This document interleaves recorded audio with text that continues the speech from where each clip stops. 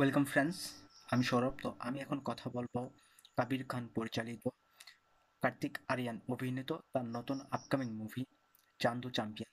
তো চান্দু চ্যাম্পিয়ন মুভিটার second song চলে আসছে। তো দ্বিতীয় গানটা নিয়ে কথা বলবো, আসলে দ্বিতীয় এই গানটা কেমন ছিল।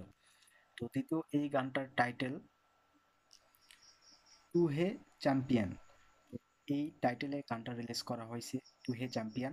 তো গানটি কিন্তু গেয়েছে অরিজিৎ সিং এবং অমিত মিশ্রা, সরি, অমিত মিশ্রা। অরিজিৎ সিং এবং অমিত মিশ্রা গানটি খুব সুন্দর গেয়েছে। খুব সুন্দর একটি গান আমরা পেয়েছি। তো গানটি দেখেই বোঝা যাচ্ছে। এবং কার্তিক আরিয়ান তার পারফরমেন্স দুর্দান্ত ছিল। তো এই গানটি কিন্তু মিউজিক করছেন প্রীতম এবং গানটির লিরিক্স করছেন আইপি সিং।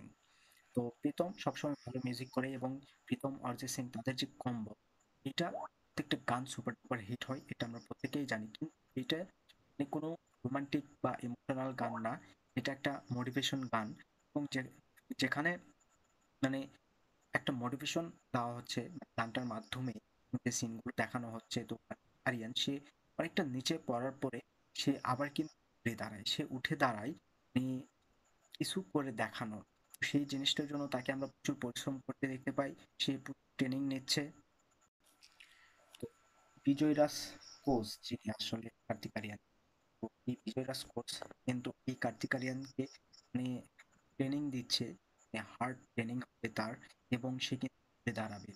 এই যে কার্তিক আরিয়ানের যে ক্যারেক্টার, অর্থাৎ এই গানটা যেখানে সেট করা হবে, এই ক্যারেক্টারটা মানে অনেকটা নিচে পড়ার পরে যখন এই ক্যারেক্টার উত্থান হবে, এবং তখনই কিন্তু এই গানটা আসবে, মানে ক্যারেক্টারকে মোটিভেশন করার জন্য, দর্শককে মোটিভেশন করার জন্য সেই ক্যারেক্টার হার্ড ট্রেনিং করবে, মানে কঠোর পরিশ্রমের ফলে সে আবার ঘুরে দাঁড়াবে, এটাই দেখানো হবে গানটাতে। প্রত্যেকটা সিন আমার বেশ ভালো লাগছে এবং কার্তিক আরিয়ান তার দুর্দান্ত পারফরমেন্স এবং কঠোর পরিশ্রম কিন্তু গানটাতে আমরা বারবার দেখতে পারতেছি।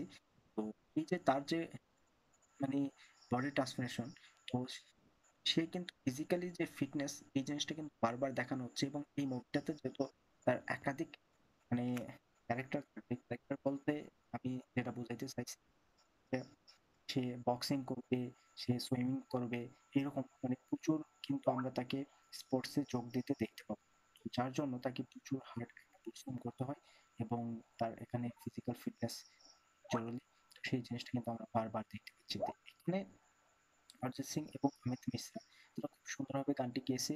আর এই সিনগুলোর জন্য গানটা যখন আপনি শুনতে বসবেন, আপনারও কোথাও গিয়ে সিনগুলো ভালো লাগবে। এবং যেহেতু মোটিভেশন একটা গান, মোটিভেশনাল গান, তো সেক্ষেত্রে অবশ্যই দর্শক যখন এরকম গান দেখে তখন কিন্তু দর্শকের অবশ্যই ভালো লাগে, এটা আমরা প্রত্যেকেই জানি।